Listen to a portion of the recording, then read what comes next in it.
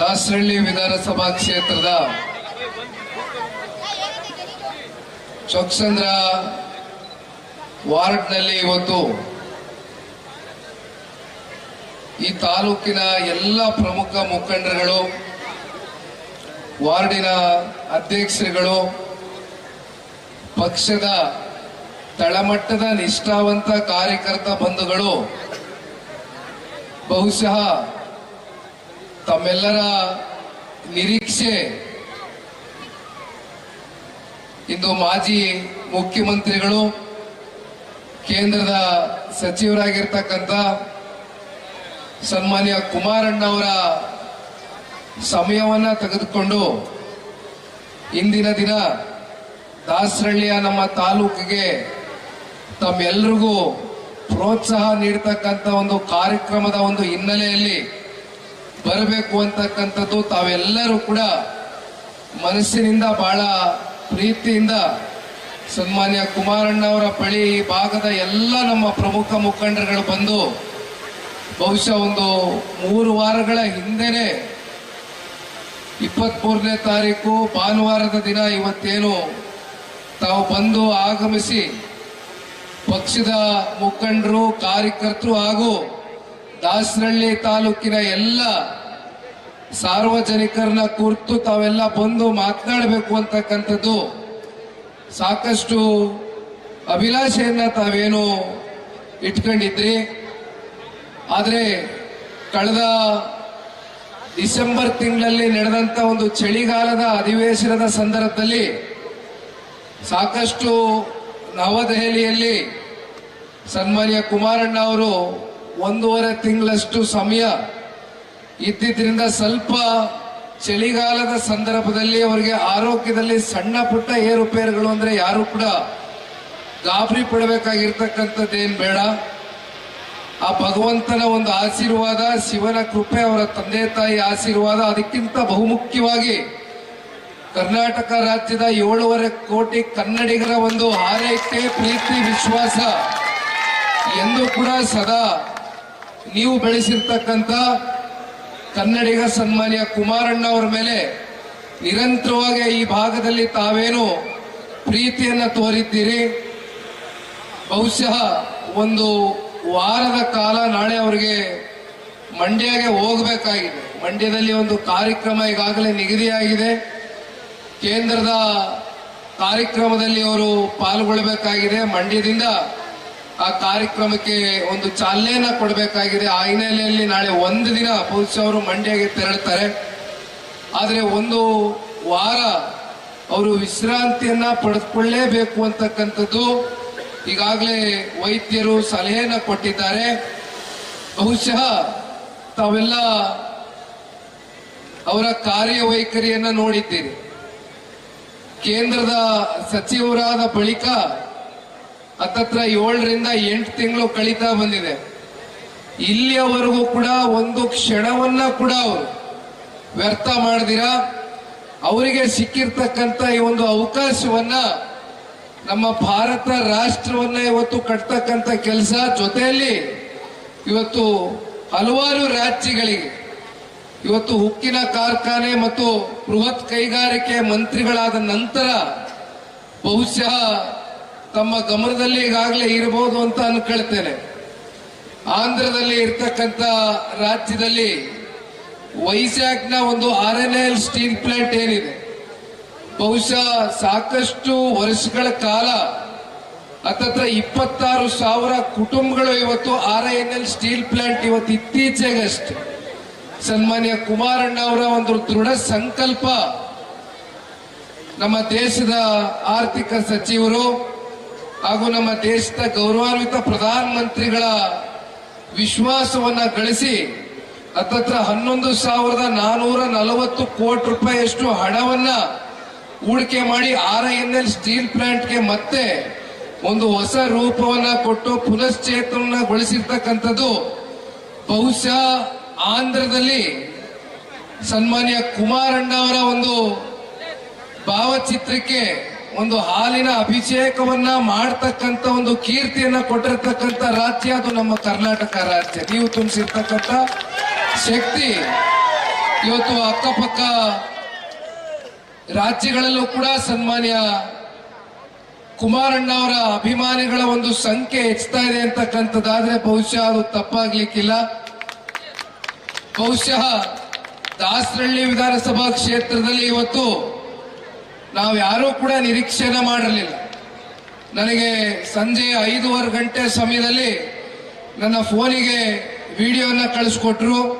ಹತ್ತತ್ರ 5,000 to 7,000ಕ್ಕೂ ಹೆಚ್ಚು ಜನ ಇವತ್ತು ಭಾನುವಾರದ ದಿನ ವಿಶೇಷವಾಗಿ ಈ ಭಾಗದಲ್ಲಿ ಇರ್ತಕ್ಕಂಥ ಎಲ್ಲ ನಮ್ಮ ತಾಯಂದ್ರುಗಳು ಹಾಗೂ ನಮ್ಮ ಪಕ್ಷದ ಎಲ್ಲ ಮಹಿಳೆಯರು, ಎಲ್ಲ ನಮ್ಮ ಅಕ್ಕ ತಂಗಿಯರು, ತಾಯಂದ್ರು ಇವತ್ತು ವೇದಿಕೆ ಮುಂಭಾಗದಲ್ಲಿ ಕೂತಿರ್ತಕ್ಕಂಥ ಎಲ್ಲ ಪಕ್ಷದ ಬೇರುಗಳು, ಶಕ್ತಿಗಳು, ಹಿರಿಯರು ತುಂಬಾ ಜನ ಇವತ್ತು ಸನ್ಮಾನ್ಯ ದೇವೇಗೌಡರು ಸಾಹೇಬರ ಸಮಕಾಲದವರು ಕೂಡ ಇವತ್ತು ತಾವೆಲ್ಲರೂ ಇಲ್ಲಿ ಉಪಸ್ಥಿತರಿದ್ದೀರಿ.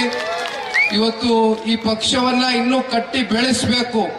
ಅತ್ಯಂತ ಪ್ರಬಲವಾಗಿ ಯಾರು ಇರ್ತಾರೋ, ಯಾರು ಇರೋದಿಲ್ವೋ, ಯಾರು ಬರ್ತಾರೋ, ಯಾರು ಹೋಗ್ತಾರೋ, ಆದ್ರೆ ಪಕ್ಷದ ಕಾರ್ಯಕರ್ತರ ಒಂದು ದೃಢ ಸಂಕಲ್ಪ ಇವತ್ತು ಈ ಕಾರ್ಯಕ್ರಮದ ಮೂಲಕ ಒಂದು ದೊಡ್ಡ ಸ್ಪಷ್ಟವಾದಂತ ಒಂದು ಸಂದೇಶವನ್ನ ತಾವೆಲ್ಲರೂ ಏನು ಸಾರಿದ್ದೀರಿ.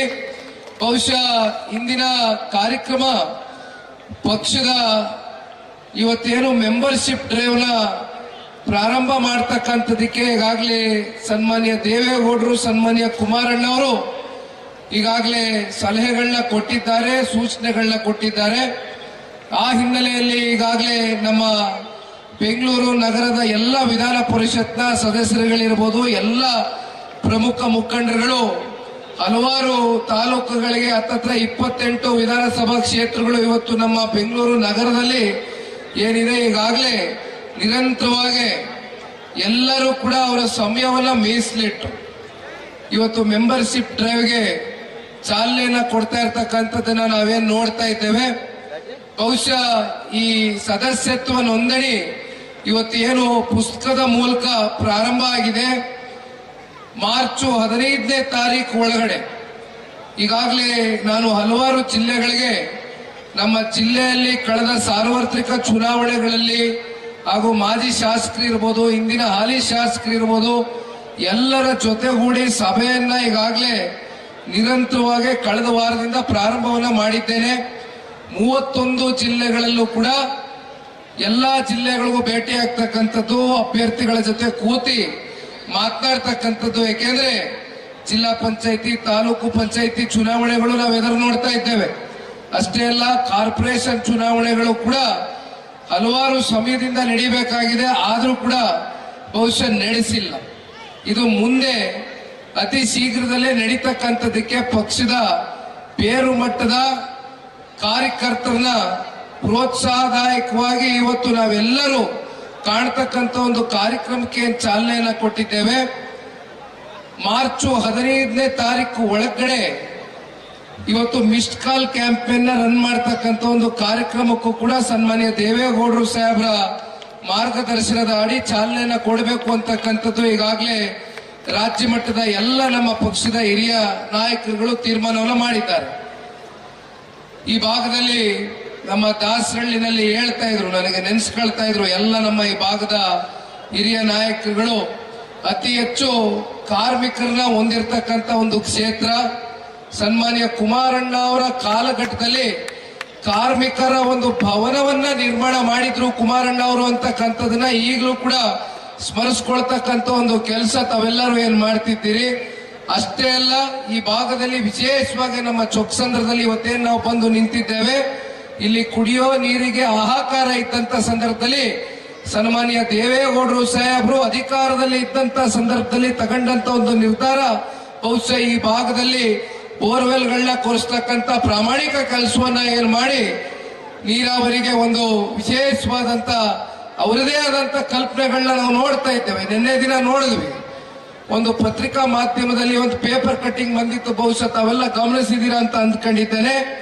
ಇವತ್ತು ಗೋದಾವರಿಯಿಂದ ಹಿಡಿದು ಕೃಷ್ಣ ಹಾಗೂ ಕಾವೇರಿ ಮೂಲಕ 25 TMC ನೀರನ್ನ ಇವತ್ತು ಯಾಗಾದ್ರೂ ಮಾಡಿ ಇವತ್ತು ನಮ್ಮ ರಾಜ್ಯಕ್ಕೆ ಬಿಡುಗಡೆಯನ್ನ ಮಾಡಿಸಬೇಕು ಅಂತಕ್ಕಂಥ ಒಂದು ಹಿನ್ನೆಲೆಯಲ್ಲಿ ಜಲಶಕ್ತಿಯ ಮಂತ್ರಿಗಳಾಗಿರ್ತಕ್ಕಂಥ CR ಪಾಟೀಲ್ ಅವ್ರನ್ನ ಭೇಟಿ ಮಾಡಿ ಸನ್ಮಾನ್ಯ ದೇವೇಗೌಡರು ಸಾಹೇಬರು ಈ 93 ವಯಸ್ಸಿನಲ್ಲಿ ಅವ್ರಿಗೆ ಇರ್ತಕ್ಕಂಥ ಒಂದು ಪರಿಕಲ್ಪನೆ ಬಹುಶಃ ನಮ್ಮ ಕರ್ನಾಟಕ ರಾಜ್ಯದಲ್ಲಿ ನೀರಾವರಿಗೆ ಇಲ್ಲಿ ಅಂದನಪ್ಪನವರು ಮಾತನಾಡಬೇಕಾದ್ರೆ ಹೇಳ್ತಾ ಇದ್ರು, ಅವರು ತಗೊಂಡಂತ ಒಂದು ದಟ್ಟವಾದಂತ ಒಂದು ತೀರ್ಮಾನ 9 TMC ಕಾವೇರಿ ನೀರು ಏನಾದ್ರೂ ಬೆಂಗಳೂರು ನಗರ ಪ್ರದೇಶದಲ್ಲಿ ಕುಡಿತಕ್ಕಂಥದಕ್ಕೆ ಬಿಡುಗಡೆ ಮಾಡಿದ್ರೆ ಅದು ಸನ್ಮಾನ್ಯ ದೇವೇಗೌಡರು ಸಾಹೇಬರು ತಗೊಂಡಂತ ಒಂದು ನಿರ್ಧಾರ ಅಂತಕ್ಕಂಥದನ್ನ ಈಗಲೂ ಕೂಡ ಮಾತನಾಡ್ತಾ ಇದ್ರು.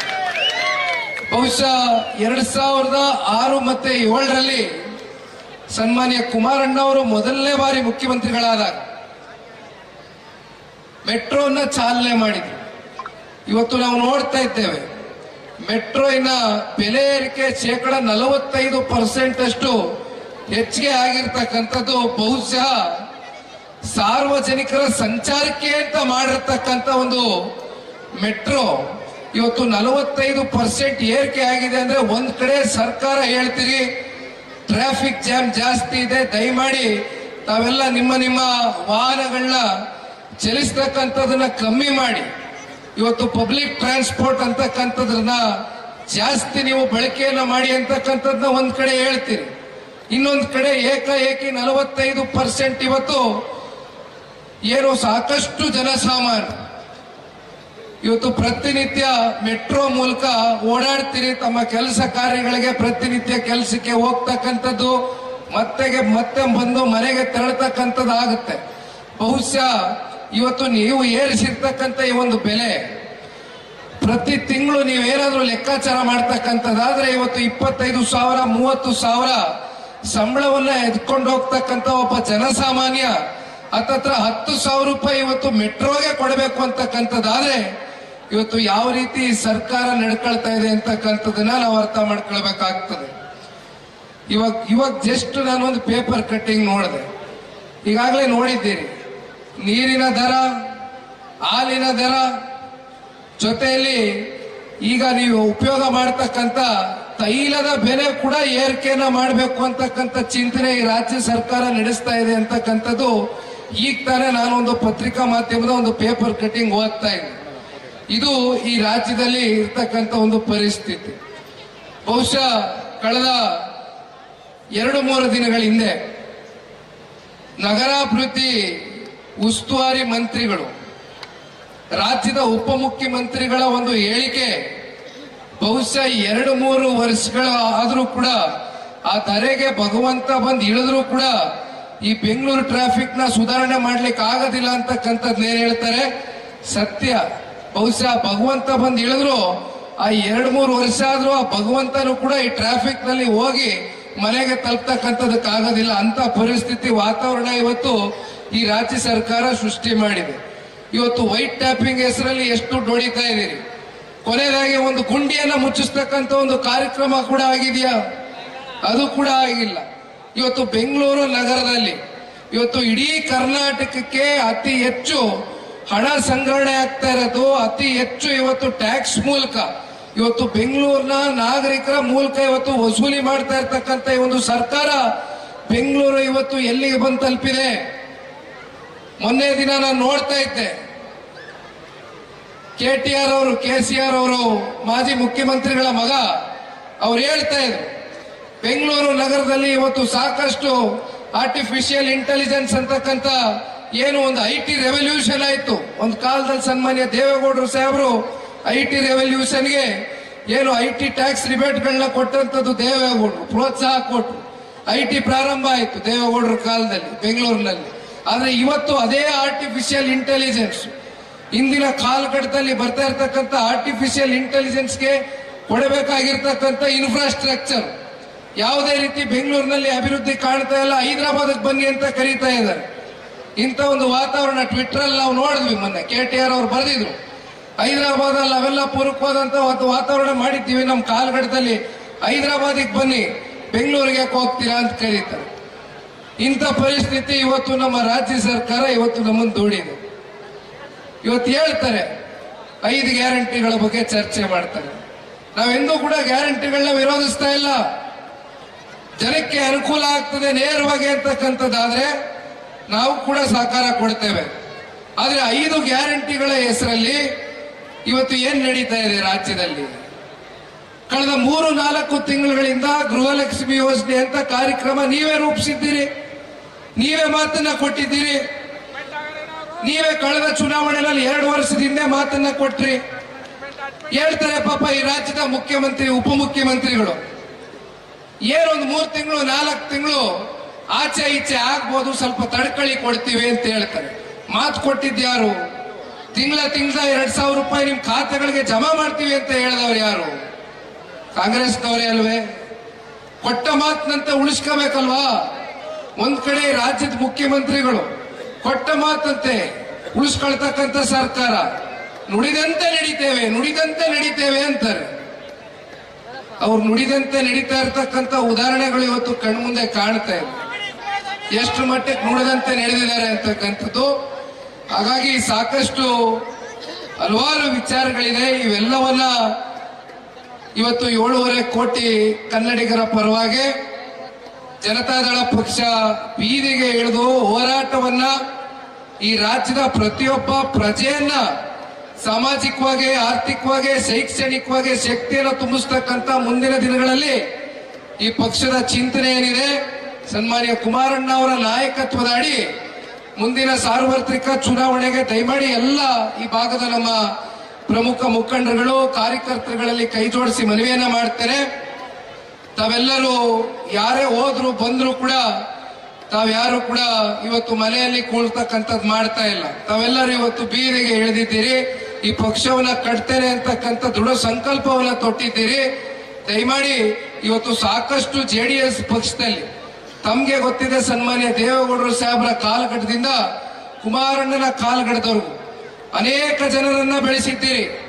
ಇಲ್ಲಿಂದ ಬೆಳೆದು ನಿಮ್ಮಿಂದ ತಿಂದು ಉಂಡು ಇವತ್ತು ರಾಷ್ಟ್ರೀಯ ಪಕ್ಷಗಳಿಗೆ ಹೋಗಿ ಸೇರ್ಪಡೆ ಆಗಿದ್ದಾರೆ. ಇವತ್ತು ಈ ಸಾಮಾನ್ಯ ಕಾರ್ಯಕರ್ತರ ಒಂದು ಪಕ್ಷ, ಇವತ್ತು ಈ ಕಾರ್ಯಕರ್ತರಿಗೆ ಎಲ್ಲಾ ರೀತಿಯಾದಂತ ಶಕ್ತಿ ಇದೆ. ಯಾರೇ ಇದ್ರು ಹೋದ್ರು ಕೂಡ ಮತ್ತೊಂದು ಹೊಸ ನಾಯಕತ್ವವನ್ನ ಹುಟ್ಟತಕ್ಕಂತ ಒಂದು ಶಕ್ತಿ ಇವತ್ತು ಇಲ್ಲಿ ಇರ್ತಕ್ಕಂಥ ಎಲ್ಲ ನಮ್ಮ ಪಕ್ಷದ ಕಾರ್ಯಕರ್ತರಿಗಿದೆ ಅಂತಕ್ಕಂಥದ್ದು ಅನೇಕ ಸಂದರ್ಭದಲ್ಲಿ ತಾವೆಲ್ಲರೂ ಸಾಬೀತು ಮಾಡಿದ್ದೀರಿ. ಹಾಗಾಗಿ ತಾವೆಲ್ಲರೂ ಇವತ್ತು ಭಾನುವಾರ ದಿನ ಮತ್ತೆ ನಾನು ಸಮಯ ತೆಗೆದುಕೊಳ್ತಕ್ಕಂಥದ್ದು ಬೇಡ. ಬಹುಶಃ ಇವತ್ತು ಭಾರತ ಮತ್ತೆ ಪಾಕಿಸ್ತಾನದ ಒಂದು ಕ್ರೀಡೆ ಏನ್ ನಡೀತಾ ಇದೆ, ಎಲ್ಲರ ಗಮನ ಇವತ್ತು ಆ ಕ್ರೀಡೆ ಮೇಲಿದೆ.